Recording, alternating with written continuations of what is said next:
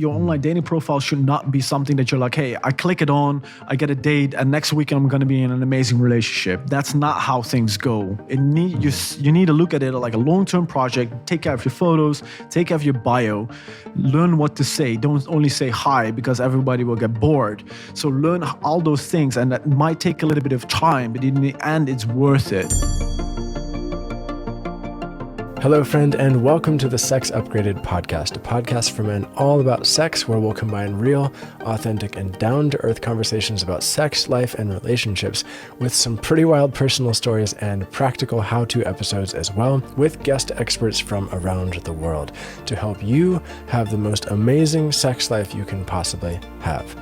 My name is Taylor, and I'll be your host on this journey, and it's my goal with each episode to give you practical, actionable things you can start doing today to improve your sex life and your entire life, because a thriving sex life will help you thrive in all areas of your life. So let's begin today's episode by starting with a deep breath in through the nose into the belly together. Exhaling with an audible sigh. And let's get into today's episode.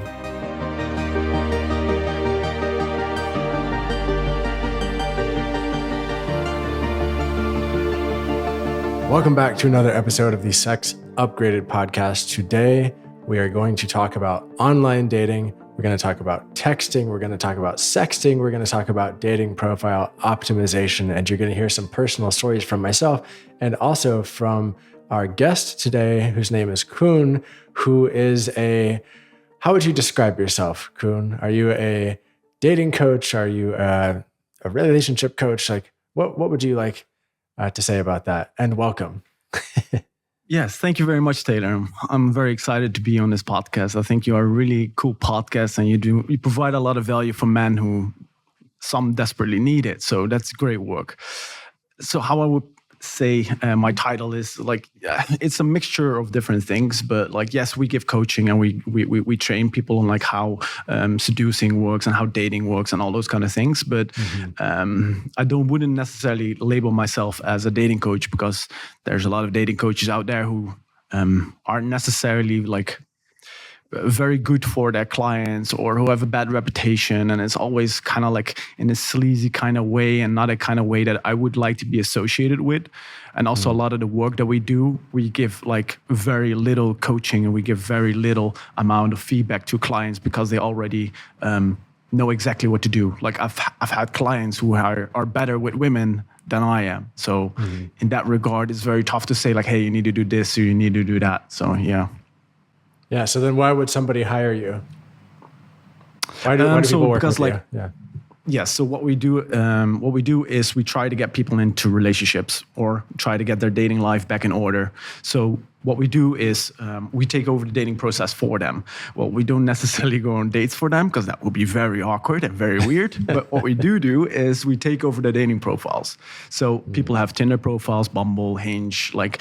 Most of the relationships get formed through those channels nowadays. And the reality is, an average dating user spends 45 hours per month on a dating app. Now, that's an enormous amount of hours. And you can imagine that some people don't have that time. So then you cut off that channel where so many people are finding their relationships. And then it's okay, so what's left? Meeting them on the streets? Well, a lot of people are working in offices. What's left? Going to bars? I'm sorry, but a lot of people who are working 60-hour weeks or 80-hour weeks, they don't want to go party and mess up their sleep and mess up so many other things just to meet women. So that's kind of the thing that we facilitate. We take over the dating profiles for them. So we adjust their profiles to make sure that their profiles are standing out and they're in the top 1% of the profiles. And then what we also do is we do the texting for them. So instead of having to say 100 different times, my hobbies are going to the cinema or taking a walk in the park with my dog, they just tell it to us. We analyze the messages that they've sent back and forth previously, and then we keep the conversations going with the people that they match with. That is really fascinating. That's fascinating. On a number of different levels. Number one, when I think back to the time that I've spent on dating apps, I'm in a long-term relationship right now, and I'm not currently on any dating apps. But when I think back to those times, I did spend a massive amount of time on those apps, definitely hours and hours, and many times wondered what the fuck am I doing here? I could have spent this time going to a park, going to a gathering, going to some sort of event where maybe I could have met people. And I feel like it's just like sometimes I felt like it has been a black hole of energy. So I definitely get the desire why somebody might want to outsource their at least the initial phase of it. And if I'm hearing you correctly, it sounds like you do the meeting and the swiping for people and find the matches, and then people take it over from there, which is fascinating. Which also brings up some other questions for me, which I'm sure you get. Things like, is that ethical? Yeah. Like, do people tell their dates, hey, you weren't actually talking to me in the beginning. That was a service that I hired. I'm just curious about that. Yeah, that's a question that we get very often. And over the years, my vision has changed regarding it. Because at the beginning, I'll be honest, at the beginning I was like, yeah, it's not the most ethical thing to say, so to say.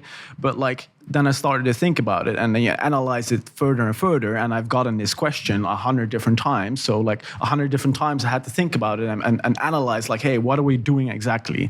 And what you're doing is what happens within dating apps and what happens with initial stages of you meeting somebody is that you're not necessarily meeting that person really. It's just like a facade. It's like it's not a real person. It's like you're talking with a mask. Like both partners do that. Both people do that. Definitely on dating apps. In real life, it's a little bit less because you have so much nonverbal communication that you can go off. But even in real life, people lie and people deceive and et cetera, et cetera. But within dating apps, it's even worse because it never happens when you talk with somebody on a dating app and then you meet them in real life and you're like, oh, you're exactly how I thought you were going to be. There's a very big separation between how people's online personas are and how they are in real life. So then they need to analyze, hey, is adjusting that online persona to optimize the dating experience, is that something that's unethical? And I personally don't think so because everybody does it. Because if a girl has a conversation or a normal person has a conversation and they don't know what to send, what do? They ask their friends. There's like, hey, this guy said this thing. Like, what do you guys think I should reply? Or hey, or you ask a buddy of yours and you're like, hey, I'm really struggling with this girl. I don't know what to say, et cetera, et cetera. And then he comes up with a line and there's no ethical question about putting in that line. For us, it's just like we do it on a little bit of a broader scale. And at the same time, which is a very interesting fact, is that we have a lot of clients who are successful, well taken care of, amazing guys who are horrible at online dating or who just don't have the time. And then women are missing out on these people. So it's not necessarily we're trying to deceive people, like they will miss out. Like I have a client, he has zero time for texting and he doesn't want to text because reality as well, texting for most people is just depressing. It takes up a lot of brain power, and a lot of the times you will get ghosted, you won't get no replies, you need to think about what do I need to send, et cetera, et cetera. So overall, the experience for a lot of people is not pleasurable. Yeah. So you will have people that are amazing people and they cannot meet somebody purely because they don't have the time and energy to put in to portray themselves in the right way. Yeah, that's super interesting. And if you're listening or watching this on YouTube, like we are definitely going to get into some practical things that you can do to optimize your profile, like without outsourcing. But right now I'm very curious about this concept and just want to like dive into the concept of outsourcing a little bit further. And when I think about if I were to go to a big event, say I'm at like a park or there's an outdoor show in Asheville, and say I was single, Asheville, North Carolina is where I live. At that event, I can scan the crowd, right? And I can immediately see, based on body language, based on how people are holding themselves, based on presence, energy, et cetera, who am I attracted to immediately? And if all of those people were on a dating app, like I would be missing all of those cues. So I would have to spend time going through reading, swiping. But like in person, there's a lot more information all at once and I could kind of hone it down. And so I'm just thinking, trying to rationalize and just trying to understand the effectiveness of like, wow, it would be kind of cool to have somebody go through all of the people online and be like, hey, actually, here are the most optimized people for you. Now meet them and just see. Like, that's intriguing. But to segue a little bit, I do want to acknowledge like there are a lot of difficulties with the online dating world. And here's one fascinating one that just hit me this past week, actually. So I know this couple, and they are in Asheville, and they are in an open relationship, right? So it's a male and a female couple. They're together, and they're both on a dating app, and they're both looking for other people to connect with, other people to date. And the man in this couple, guess how many? Well, I'll just tell you. He's had 19 people like him, right? 19 people have liked his profile. He hasn't been very active. Same geographical region. Guess how many people have liked the woman's profile? Either 200 or 999. One of those two. Yeah, it's over 900. It's like 940 or 950 or something fucking insane. Like I had no idea. It was that extreme. And both of these people are very attractive. Both of them are successful. And they hold themselves well. And I was just like fucking mind blown. 19 to 900. Like that ratio is just incomprehensible. So I don't know if there's anything you want to say about that, but that's something that's still blowing my mind because I just saw that in the last week. Yeah, to be honest, there's research that has been done on this, and one of the statistics that came out of it is that like 64% of men felt insecure due to the lack of messages that they receive. So over half of all the men that are on dating apps are insecure from it. So like for a lot of people, it's kind of like an attack on their confidence because like you can be killing it in life. You can do great. You can have like your life in order, and I know a lot of people who have, and then the dating is horrible. The dating apps, the performance of their dating apps is very bad, and it's just because like they haven't set it up properly. It's just going to be like it's a natural thing to have. There's a natural thing that men like to hunt. There's more men on dating apps. There's more men that swipe. There's more men that just put in effort. And as a female, you just have it a little bit easier. Of course, women have different challenges. I'm definitely not saying that they don't struggle or they don't have any problems with dating apps. But that's the thing. Like a lot of guys will not really succeed that well. Even guys that are on the same par, if you have a guy and a girl that are both an 8, what you just stated is fully correct. The female will have 20 to 50 times more matches than the guy, and it's very, very bad. On the other hand, for example, who is the Well, yeah. So then it occurs to me that if you are a man and you do want to optimize your dating profile, like you need to make it as close to perfect as you can, obviously without lying about yourself, but there are ways to optimize this, right? Like there are ways to optimize this. So what would you say, like, what are some of the ways guys can do that? Because it seems like you can't just be like good or okay on a dating app. Like you have to be excellent, present your best self, and it's like, if you were to go into a job interview, you wouldn't show up wearing shitty clothing, right? You'd put some effort into how you present yourself. Exactly. So in this scenario, like how can guys optimize this? Yeah. So this comes back to reality. And when you look at reality and guys' dating profiles, often they're just horrible. Often they're very bad. And it has a number of reasons for it. One, guys just don't take a lot of photos. Like one of my buddies, I used to live in Thailand for 2 years. One of my friends, he's been to I don't know how many countries, has traveled the world, amazing business, etc., etc. And you look at his Instagram and he has like 2 or 3 photos, and he just never took photos. He's been to all of these amazing places like resorts and you name it, like white beaches, like the stuff that like an Instagram influencer would be like, sign me up. And like what he has to show for that is 3 pictures that are mediocre. So that's just a thing. The most important thing for your dating profile is the photos that you have. Like I want to say like, hey, that's not the reason, and it's all about who you are on the inside, but I'm not gonna lie to you. What matters most is the pictures that you have. So you need to spend time and effort into those. That's the biggest thing. Don't have selfies where you're at the gym, or don't have selfies in front of the mirror in the bathroom. Like all of those kind of photos, they will ruin your profile. And another thing that you need to take in consideration, both for males and females, is that your worst photo decides if the person is going to swipe you left or right. This matters for guys and girls.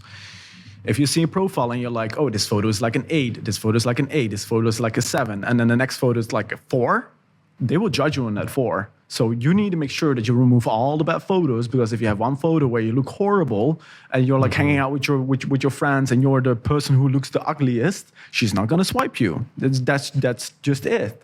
And for the people, for example, like we've had clients who are extremely short. Make sure you don't necessarily portray that. Don't go stand next to a friend of yours who's like 6'2" while you're like 5'7". Like that's not something that you should be doing, because like you will instantly like lower your perceived value from the eye of the beholder. Yeah. So what do you think important.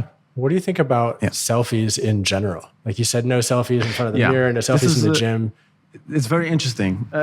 If you're a pretty guy, you can potentially get away with it. If you're not a pretty guy, you probably don't get away with it. And this is the messed up part. It's like women can get away with it and guys can't. Like we had a video recently, and the gist of the video was that as a man, you want to portray multiple things at the same time. Women not only screen you for your looks, yes, you need to look decent, but they also screen you for other things. Like, are you well dressed? Are you shaving clean, and is your hair on point? Those kind of things. Those are things that women screen for as well. Does he look like he's successful? Those are all kind of metrics that women screen for that are kind of very important at the same time. So with the selfie, kind of the only thing that you can often do is just have you there, you in the photo. And it's the easiest type of photo to take. Therefore, the value is often perceived as the lowest. Yeah. So a lot of guys, when I talk to women who are expressing their dismay and their challenges on dating apps, they talk about how there's a lot of guys on Happens there a lot. holding, at least in the United States where I am. You're in Georgia, the country right now, in a different part of the world. But Correct. In my part of the world, a lot of women are really frustrated because they see a lot of guys with pictures just holding like big guns, like literally guns, or fish, or fish. Standing next to expensive cars, right? And so if people are looking for judging, is he successful? Like, what are some other ways to express that? Like, how would you suggest a guy demonstrate like, hey, I'm actually successful in my life in photos? Do you know what I mean? Yeah. Yes, if I fully understand what you mean. For example, one of our clients, he has a photo where he has a presentation. Like he actually has a photo where there's like two presentations combined and he's like a speaker on stage. That's a golden photo. If you have a photo in front of a group of people where you're teaching somebody something, that's amazing, because that portrays so much value that there's people that are actually active listening to you. That's a big value boost to have. Another thing that is like a hack around it is just dress well. Like the average person doesn't dress well on dating photos. They don't. So if you dress above average, you're already going to stand out. And there's a lot of associations with dressing well, wearing a shirt, wearing pants, wearing like a nice outfit and not like jeans and a t-shirt. There's a big difference between those two. Like, jeans and a t-shirt might be more of your character, but if you want to optimize your dating profile, it's better to make your style go a little bit up. But that's also the truth. Like we had a client, I think he was in Austin or something, and we sent him on the photo shoot because he had not optimal photos. So we sent him on a photo shoot. Then we get the photos back, and then we notice like, hey, oversized clothes that don't fit well, actually clothes with holes in them. And then I get the photos back, and I'm like, so we just sent you to a photo shoot, and this is what we came out with. These photos are going to be hard to make it work. So then we actually had to find a solution. So now we actually have like a checklist that we need to fill in and a questionnaire. And after that, we actually give them a custom lookbook with outfits, with hyperlinks to web shops that they can just click and buy the items that are needed. You don't need us for that. You go watch YouTube styling advice. Go watch what is trendy right now. Bump your style a little bit up and make photos of that, even if it's just for the photo, even if it's not your real life, just do it for the photo. Just do it for like date 1 or 2. After that, take out your jeans. You're all good. Yeah, and I guess that's where part of my curiosity comes in around the where is the line of authenticity versus marketing? You know, like, because not everyone's going to want to wear the same sort of style, and there are different categories of styles and there are different categories of looks. Like some people where I live, like they just want to wear a tank top and that's just who they are. and they're not going to wear some sort of like high style shirt thing. But what I guess if I were to interpret this in a different way, it would be like basically just dress to impress whatever your authentic being is, but maybe beyond that. I don't know. I'm thinking out loud here, because when I think of my style actually isn't, I'm not a very stylish person overall. Like my friends kind of jokingly give me shit about it. They're like, Taylor, you look like you're always ready for a hike, like, which is true. Like I wear adventure shorts and adventure pants and a t-shirt all the time. And that's just, it's just comfortable for me, But let's flip it around, Taylor. Let's flip it around, because at the same time you're matching with women, and at the same time, if you see a woman who is wearing like jeans and like an ugly shirt, you're gonna be turned off by that. Like that's going to be in your head. It's going to be like -1. So if we focus purely on men, I understand that. Like, but if you turn it around, you also like if you go out with a woman, you like that she's dressed up. You like that she cares of herself. So there's it's kind of like, what do you want and what do you don't want? If your criteria of the women that you want to meet is low, sure, or like a little bit lower, right? Like I'm not necessarily say like it makes a massive difference, but you just try to take all the wins that you can get as a person. And what you also need to understand is that you're trying to kind of like wheel them in before you can show your real personality, because the reality is we live in a fake world. Sorry, but we live in a fake world. So we can pretend that like, hey, I want to be 100% authentic all the time, but at the same time, that's not how Instagram works. That's not how Facebook works, or LinkedIn, or anything. So in any endeavor to succeed, there's some sort of marketing behind it. That's true. Yeah, even in photo shoots. So I don't know if you know this, but in my previous profession, I was a professional photographer for like 8 years full time. And awesome. I could take somebody in the same exact lighting and just pose their body in 2 different ways and make one posture of them look incredibly attractive and powerful, and then just tilt their chin and adjust their shoulders in a certain way. And all of a sudden they've lost major attraction points, like in the photo itself, of all genders. It's fascinating. And so, of course, people aren't going to put the photos of themselves where their shoulders are all hunched up and they're looking weird, like everybody does 100 times a day naturally, right? But this is where we're marketing a certain image. So it's helpful to just talk out and sort of realize, oh yeah, we're all doing that, and we all make stupid, ugly ass faces every single day. Anyway, but that's not what we want to put on our headshot when we're applying for a job or anything, Yeah, and it's like I guess the other piece, once you get through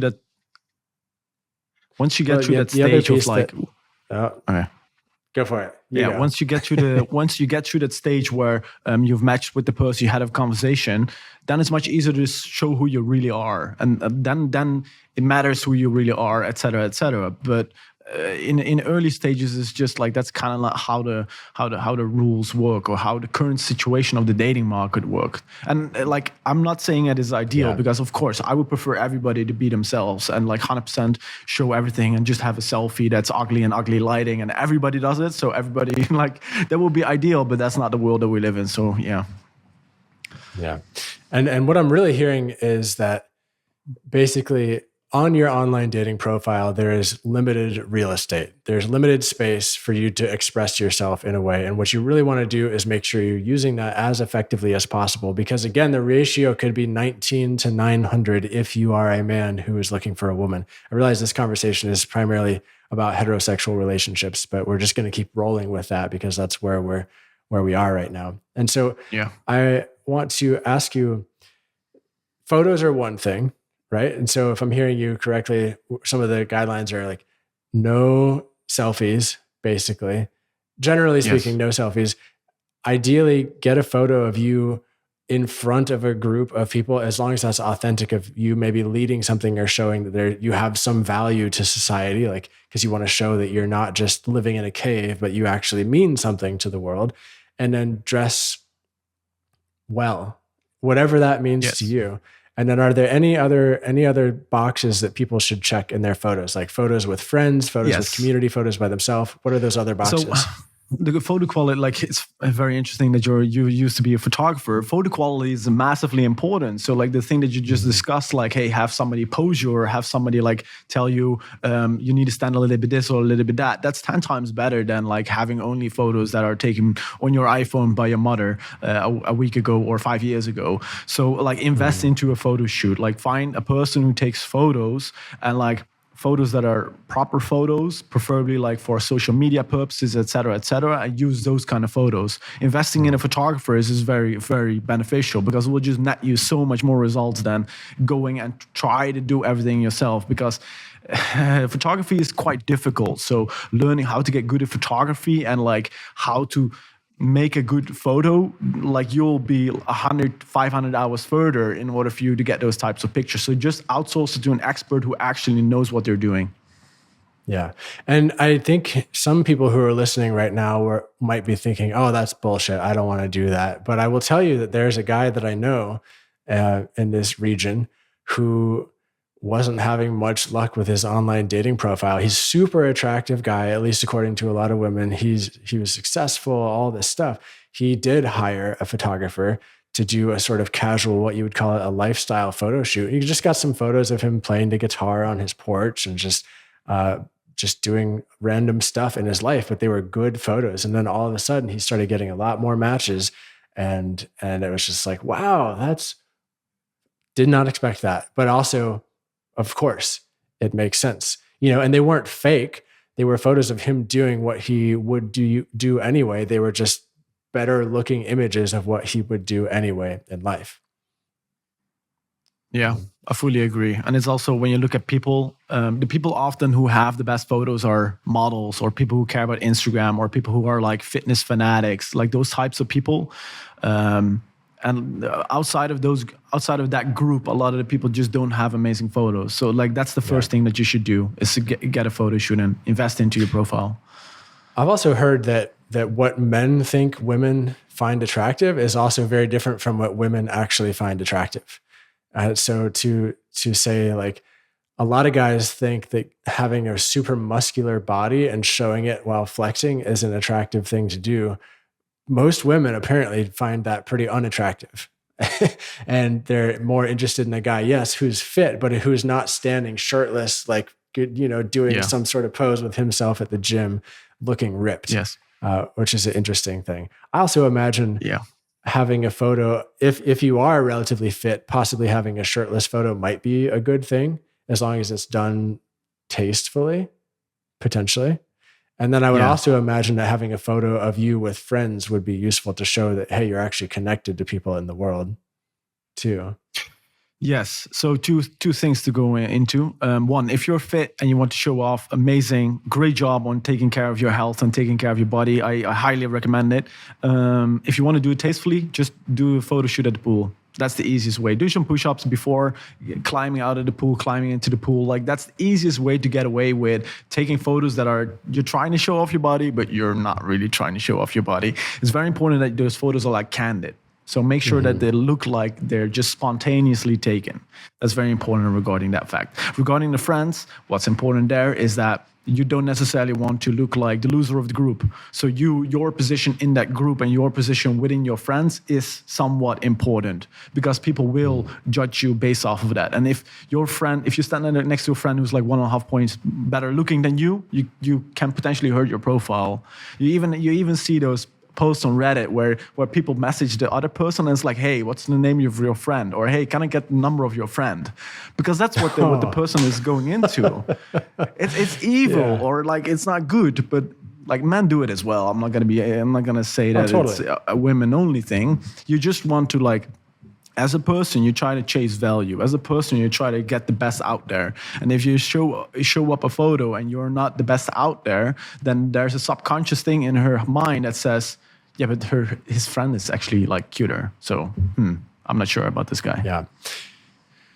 Yeah, that makes sense. And then which brings me to another thought, which is that if you are somebody in your life that you don't actually feel that happy or satisfied about your positioning in life in general, like maybe putting some effort there before trying to go into the dating apps might be a useful thing. That way you can feel like you're in more integrity and you actually feel like more of a high quality match for somebody. Like a lot of people will talk about, oh, I just want I just want to meet a high quality, high value person, right? Then my question is, okay, are you high quality, high value person? Like, what do you bring to that table? Because you can't just fake it. If you have all the great photos and you fake everything for your profile and then you show up in person and you're not embodying what you've put out there, like boom, like first date over, like done. Yeah. At least in my opinion. Yeah, working out, that's the major thing. Making sure you get your weight in check and work. At least the first thing is getting your weight in check.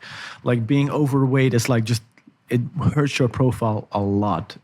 It's like the biggest sign of like, hey, I'm not taking care of myself and I'm lacking certain things. Like that's the biggest no-go where there is. And like I understand it, like it's tough, but that should be your number one focus, probably, to make sure that you get that in check.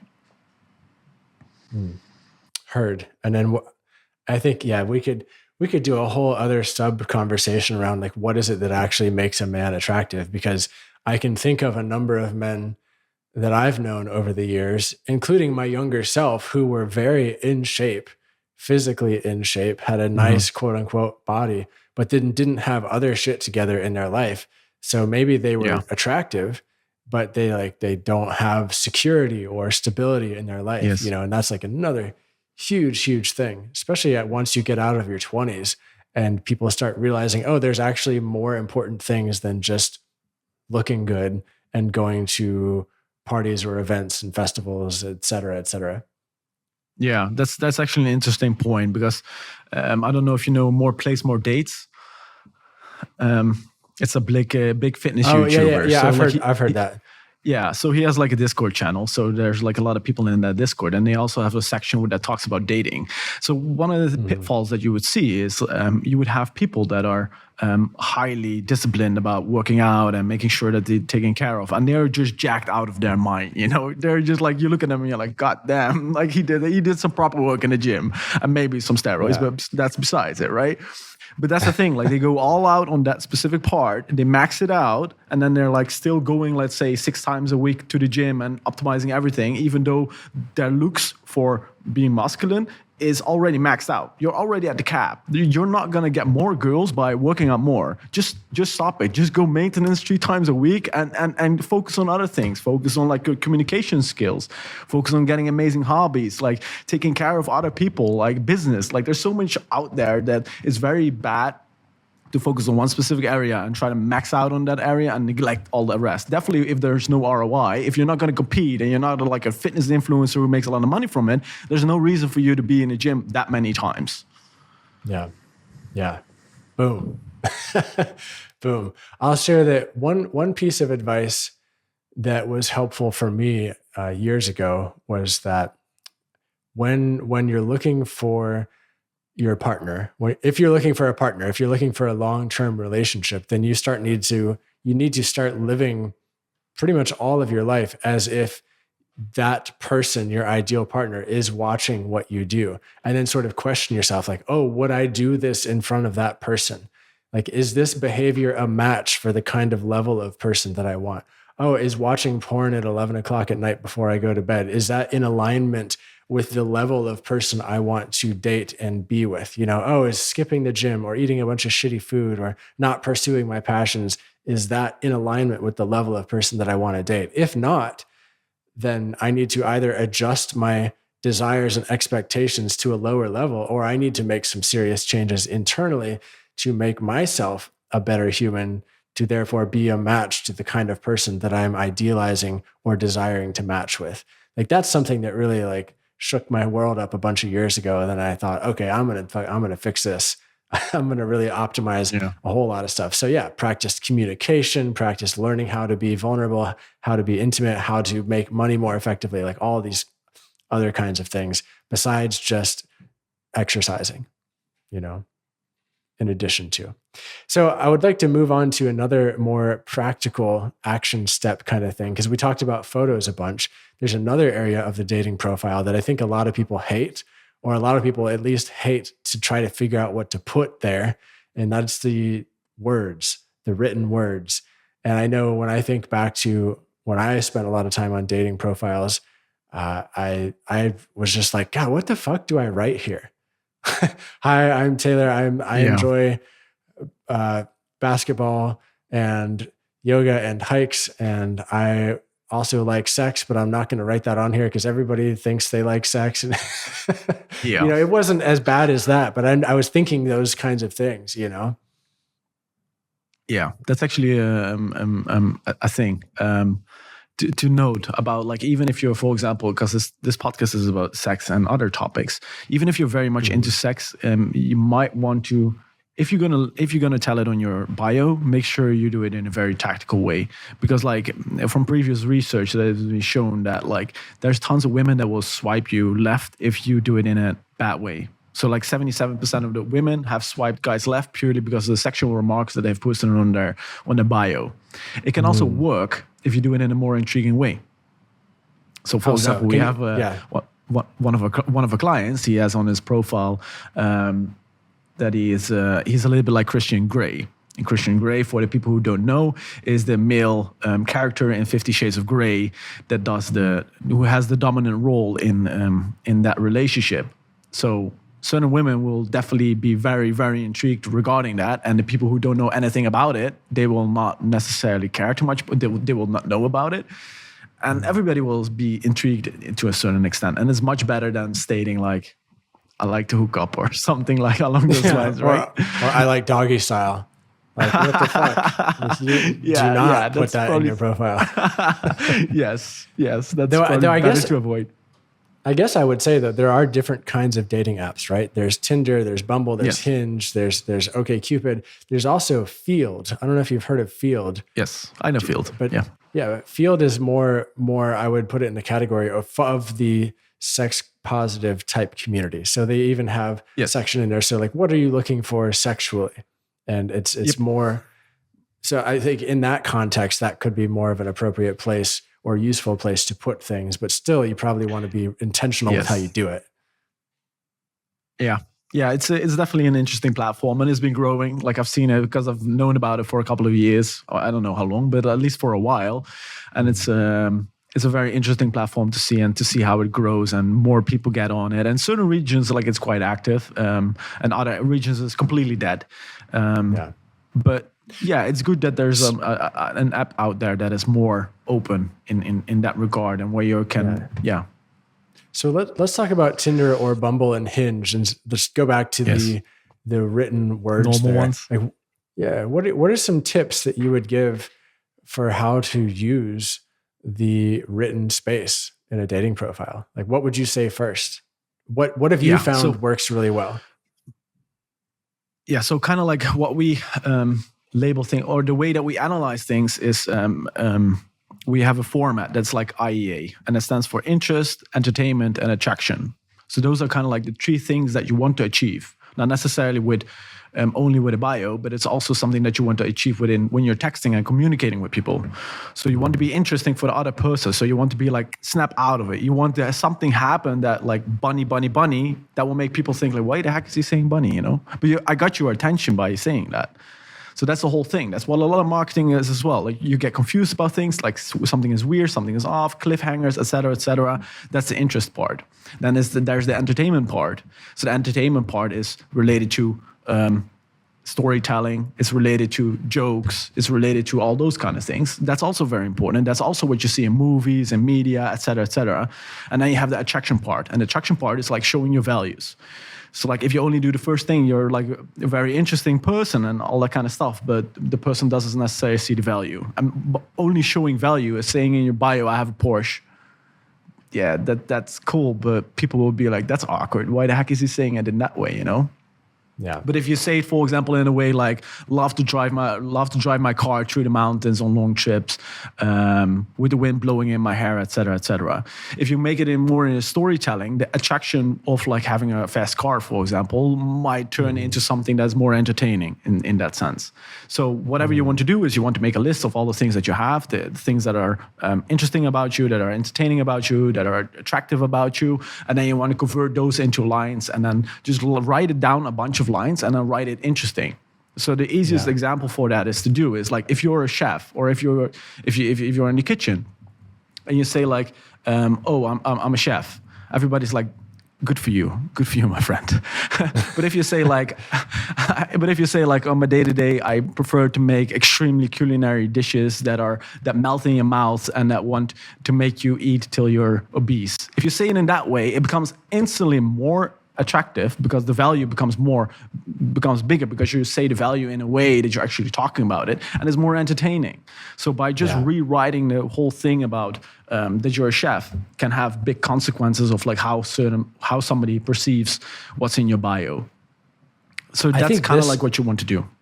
Yeah, I think this right here is a huge thing for a lot of guys, because a lot of guys, and my previous self included, will just put like a bullet point list of things that they're interested in.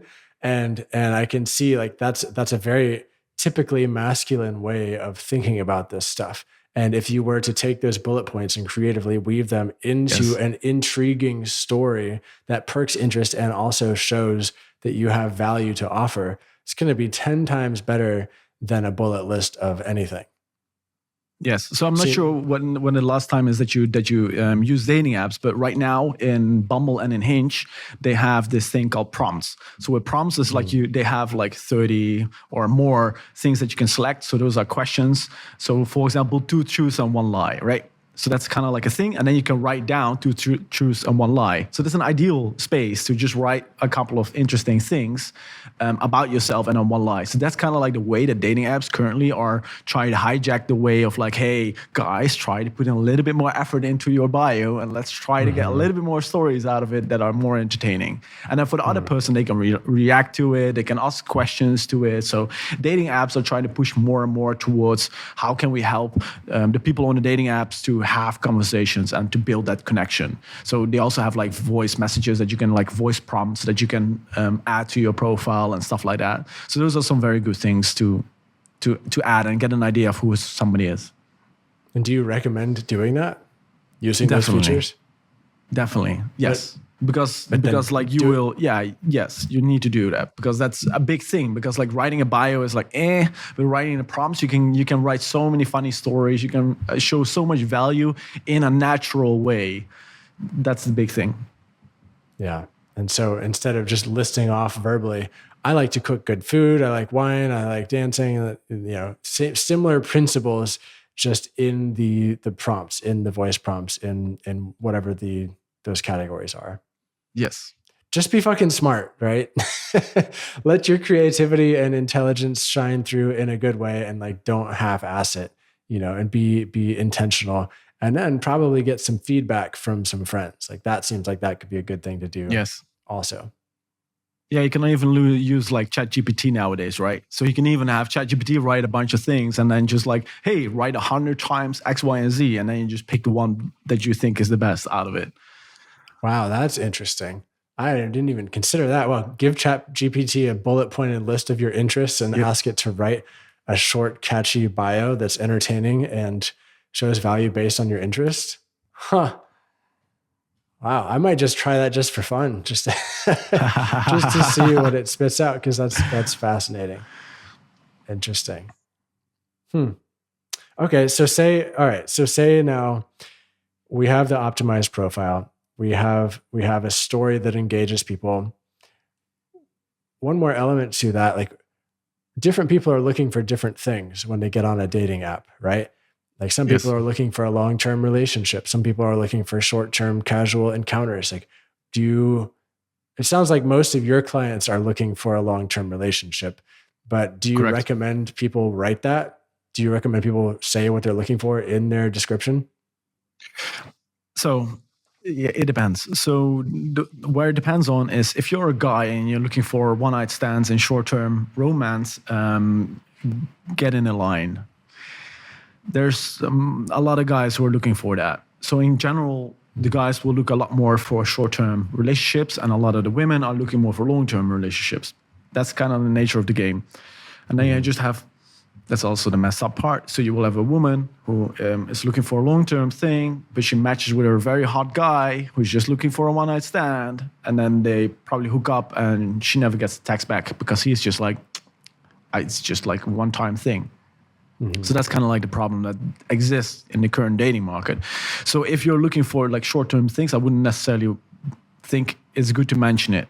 At the same time, big disclaimer, even if you're not looking for like a long-term relationship, you might even get one. I know plenty of people who were not in the dating market for finding a relationship, who found the girl and then they were like, hey, but this girl is actually a lot more fun to hang out with than the other girls. Let me just date her again and again and again. And then eventually they just be together for years. So that's also something that might happen if you're in that situation. Yeah, this is an area where I notice my curiosity lights up.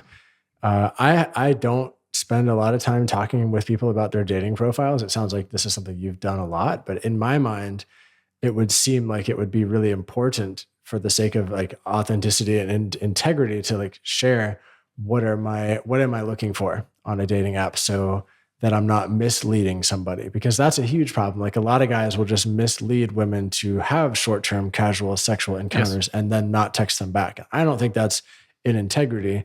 And so, but then like, as I'm thinking out loud about this, if a man and a woman were to meet in public and there's interest and there's attraction, probably the first, like, it's not going to be the first 3 or 4 or 5 sentences out of each other's mouth where they say, hey, by the way, I'm only looking for a one night stand. Nice to meet you. My name's Taylor. You know? Like, yeah, it's not. You can put it in your profile. Yeah. I just am wondering about how, I don't know, thinking out loud here. It's an interesting world, because that shit would never happen in person, right? That might happen on the first date or on the second date, but it would be after a certain rapport had been built and the quote unquote match had already been made at that point, right? So I don't know. I don't know. Yeah. So previously, when you used to go to the bar and you would meet somebody, often like the deciding factor is like how fast does she give in to sleeping with the guy, right?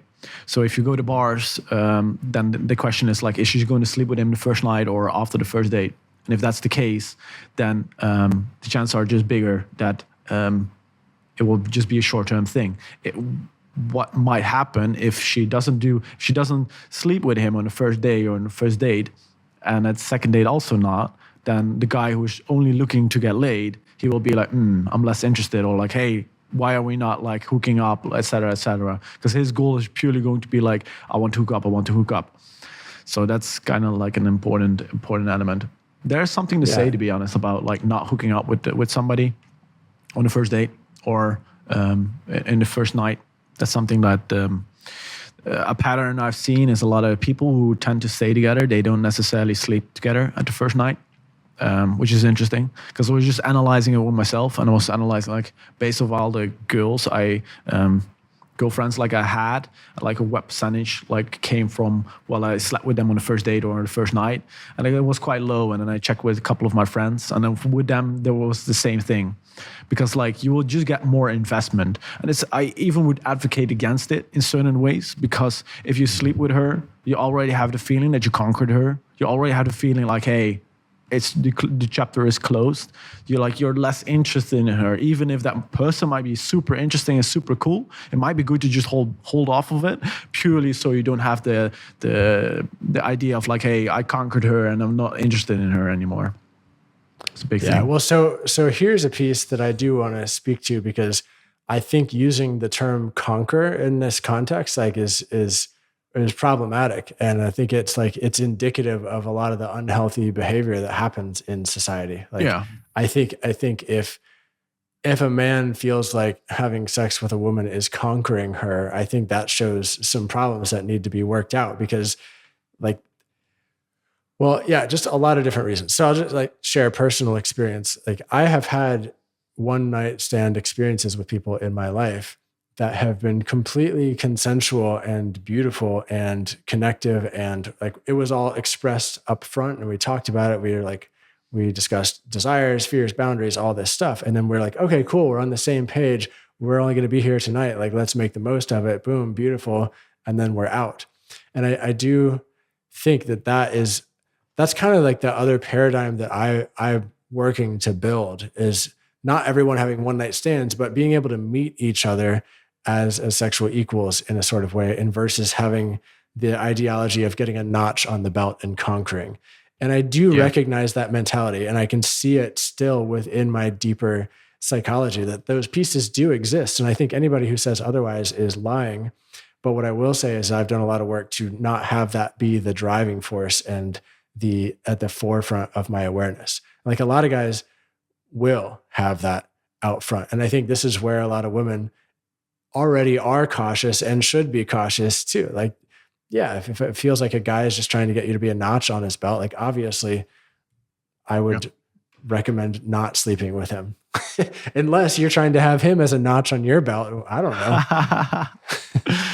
Yeah. I mean, like, as you stated as well, like, being together for, even if it's just one night, it can be like a very magical experience. It can be a very magical experience that you have with that person, and it doesn't necessarily mean that it's a bad thing. And somebody can even like want a long-term thing, and it can even be communicated like, hey, that's like not really in the cards for me right now. And then the other person can be totally okay with it, and you can have like very, very beautiful experiences with women that only last one night. But of course, you can also, if it goes well and if you like it and if you enjoy it, you can always like put in effort into seeing those people more times. Because like I've flown or had other women flown to me multiple times purely because the connection was so strong. And I can't even be after like only seeing her once or twice. You can even be so strong that you're willing to travel to another person, or the other person is willing to travel towards you. Mm-hmm. So what do you like? What are some? How can I put this question into a short thing? So I'm just curious, like, your general thoughts on online dating as a good thing or bad thing. Like, do you think this is a good thing? Obviously, you've made a career or a business out of it. But like, generally speaking, would you recommend guys do the online dating thing versus trying to go out in person and meet people in real life? It's super fascinating because like where I grew up is like I used to go to the bars, talk with women. That's what I used to do a lot. And then I would have friends who used online dating. I would never use online dating. And I would have friends and I was like, you're cheating. I saw it as like, you don't have the balls to go up to women. That's bad. Like you need to have the ability to go up to people and be like, hey, my name is Koen. What's your name? That's it. Have the ability to say those words. And that's the only thing that you need. And then you'll be successful. So yeah, I never really saw it as like a necessarily good thing or an amazing thing in that regard. But the thing though is like it has pros and cons, like every method. So if you go out and go to the streets and talk to women in the streets, has positives. There's a lot of pretty women on the streets, and you don't have to drink, etc., etc. The bad things is people might report you, and I know people who got kicked out of malls, who had like restraining orders, you name it, purely from going up to women and saying like, hey, how are you doing? Social events can be amazing, but like you have a limiting factor in like, is there anybody going to be there that you like? Because like you're sacrificing an evening or multiple evenings, or you cannot find a social event. And if there's nobody there that you connect with, you just wasted a whole evening. So you just wasted like 6 hours on zero potentials. So yeah, and same with night game. Same with going to the bars. It's like you also have like a lot of negatives there. So overall, I think it's kind of like it has ups and downs, but it's kind of like what's normal in these times. Yeah. Interesting. I noticed that you just use the term night game, and some of the other things you've said like around texting and this sort of stuff. Like it sounds like in part like there's a little bit of what's the word? I'm totally even just blanking on the word right now, but pickup artistry in a sense, right? Like this isn't what you're doing with people, but like I'm hearing, I think some of the threads of that Terminology, language kind of yes. in the Use conversation. Terminology. Yeah. Yes, that's correct. The reason for that is because like I come out of that world. So you've come out of that world of pickup artistry. How do you because my understanding of that world is that there's a lot of like disingenuous things happening. Like, yes, you are having connections with people. Yes, you might have beautiful sexual experiences, but there's a lot of like this sort of notch on the belt mentality. Then you move to the next person, and you move to the next person, and people really struggle to create meaningful relationships there. So in the transition from being in that world to actually trying to have meaningful relationships, like how did that happen? You know, and let me give you a little bit of backstory. Are you able to have? Yeah. Let me give you a little bit of backstory about like how everything came to be. So when I was like, I think like 19 or 20, I had a girlfriend and everything was fine. And then like she dumped me for my best friend. So like, and that was like one of the only friends that I had at the time. So at the one time, I just lost my best friend and I lost my girlfriend. So that was quite bad, right? But I realized like, hey, there's something he did that I didn't do. Therefore, like he got her and I lost her. Something is wrong in that element. And I didn't have any control over it. So that made me like, hey, I don't want to get into another situation where I love somebody and I'm in a relationship with somebody and that person leaves me for somebody else. So in order to get to, let's say, to a position where that doesn't happen, you type in like how to get your ex back, right? And then the biggest resource in that time, because this is like 10 years ago, was pickup artists, dating forums, you name it, all those kind of things. Yeah. And then you enter that world, and that world has a lot of ups and like a lot of downs as well. There's a lot of broken people in that world who are struggling a lot, and some who never really come out of it. It even has like, I've even seen people like kind of like break from doing approaches so many times and getting so many rejections that they are like, that they just couldn't handle it and just like got a little bit depressed from it. So, but that is like, that used to be the resource, because back in the days, there were no like manly podcasts. There were no like manosphere. There were all those resources that we have right now. They didn't exist. That like back in the days, you had the guy who wrote the book like Neil Strauss, that kind of stuff, right? So anyway, so from that moment on, like I started learning like how does this whole thing work, et cetera, and yeah, you learn how to talk with women. You learn how to behave yourself, et cetera, et cetera. You learn some very useful skills. But yeah, at the same time, it can be like a toxic environment, and like because it's kind of like a competition in certain ways. And I think that's where a lot of the downsides come. And it's logical because males always have competition with each other on a subconscious level. I think not necessarily always on a conscious level, but on a subconscious level, I think. So you will see that there's a lot of like things that are not as amazing that come from that competition that's going on between males. So you would even have like people. There are people that see like he gets into a relationship as like settling down and as a bad thing. Like I never saw it that way, but there's definitely people who saw it that way. Yeah. Yeah. Interesting. Yeah, thanks for sharing a little bit of that story. I'm curious, did you read the book The Truth by Neil Strauss, the follow-up one? No, I did not. Yeah, so this is a really interesting one. So he wrote the book The Game, right, which is all about his journey as a pickup artistry.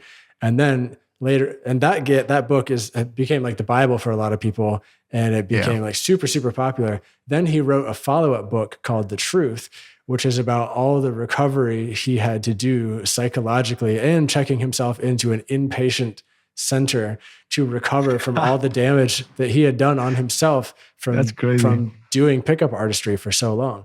It's really interesting. And people love that book too, but the amount of people that have read that book is way less than the amount of people that have read his first book. And I think that's an interesting one to kind of tie it all full circle about his journey of how to actually have a healthy relationship after being in the world of pickup artistry and driving himself crazy. Like The Game too, there's a lot, if you haven't read that book, there's a lot of things in it that are, it's not just all sunshine and roses. Like he struggles in that book too, but the follow-up one is really like, it's very eye-opening. Yeah, it's a very eye-opening thing. I think what I've seen with a lot of people from that, but I want to defend that community in some regards, because it has also has been one of my best friends come from that community, and I've met amazing people, because one of the cores of the whole aspect, at least the way that I grew up in it, is that you do want to improve yourself, and you want to get out of your comfort zone. And there's so many good things about those aspects that it is very beneficial. But there's just people who go mental in it. And there's just a lot of people that I see actually who have mental disabilities, so to say, right? You have a lot of people with autism and et cetera, who are in that dating space and in that dating market because they struggle so much with it. So it makes a lot of sense for somebody who is born with a deficiency in socializing to actually learn more about socializing. It makes a lot of sense. So there's a lot of people who have those kind of problems. I think, I want to acknowledge that too. I don't think the entire world of pickup is bad or negative. I think there are a lot of really valuable things in there. Yeah, like improving yourself and actually building up the confidence to approach people. I think there are a lot of problems there as well. And when people stick to the sort of cookie cutter type approaches and don't actually learn how to be a good human in the process, that's where I think just the natural evolution is ultimately a feeling of disconnection and lack of happiness and lack of satisfaction if you're not also learning how to be a good human in the process. And improving yourself on all the levels. And so that's completely go for it. Yeah, so that's definitely completely true, because it's kind of like a drug. Reality is I've seen it as well, because I've lived in Thailand, and for the people who don't know, but Thailand is easy mode. That's if you would normally go to a bar, okay, take that and then pretend that you're Brad Pitt, and that's how it goes if you go to Thailand in certain cases, right, for certain people. So your access to that, and it's also a very open culture. So there's slut shaming is very limited, et cetera, et cetera. So it's a very open culture where there's just a lot of hooking up culture going on. And I know people who just get addicted to the hooking up part, and they don't have anything else going on in their life, and that becomes their identity. And they're I kind of don't have much going on in my life. I don't know what to do, and then what's the thing that they fall back on. It's the same with a porn addiction. The only thing though is this is you have access to something that's a little bit better. Plus, you get brownie points from other people if you're oh my God, look how many women I've slept with, So that's the reality, that you have people who just spend vast amounts of time in it, get very good at it. At the same time, they're mentally not fully stable and mentally not very amazing. And at the same time, use that as a coping mechanism for their unhappiness. And that's also why I don't necessarily want to be associated with pickup artists, because I left that world behind. I have a girlfriend for multiple years. I'm happy with her. So I see the value, just with my friends, in having long-term relationships. Long-term relationships is amazing. I want to have children. I'm not gonna have I'm not gonna have children from a one-night stand. I want to build something. So Totally. Yeah. Cool. So circling all the way back around, I'm happy we did that little detour though into that world, because I think it's important and useful to talk about. And those books I mentioned, I do think that I think actually most men should read both of those books. It's fascinating. It's a really interesting look into the dating world from that perspective. And then the follow-up on healthier dating, I would say. It's really interesting stuff.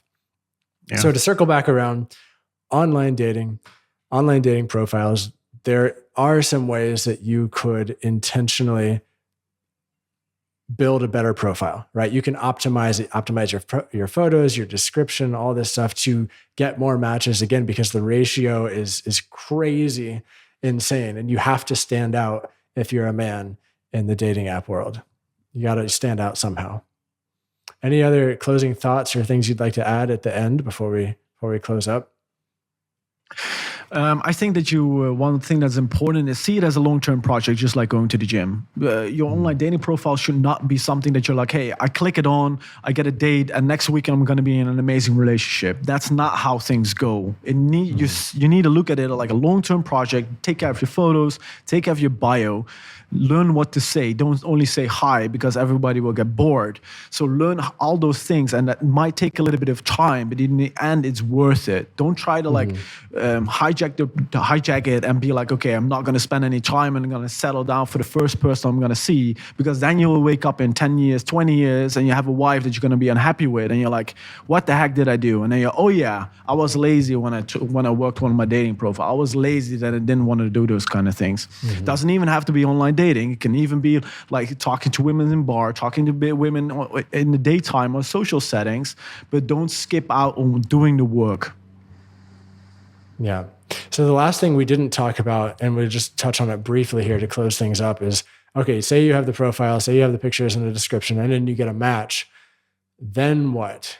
Like, you don't just say, hi, how are you? Right? Because that's, everybody says that. Yes. Do you have some suggestions for what to say in the beginning? Do you just say something random? The best thing is to like analyze her profile. I think that's the best thing. And then try to come up with something that is relevant to her, that she finds interesting. Or even say, one of the lines that we would, for example, use is just saying like, hey, you got me wondering about something. And that instantly spikes her interest, because she was like, what are you wondering about me? What's going on? Well, what did you see? Or like, oh, you get an interesting photo there. That's the one. And then she's going back to her photo to analyze, what did he see on my photo that he is going to make a comment about? So then you automatically already have some interest engaged in the conversation.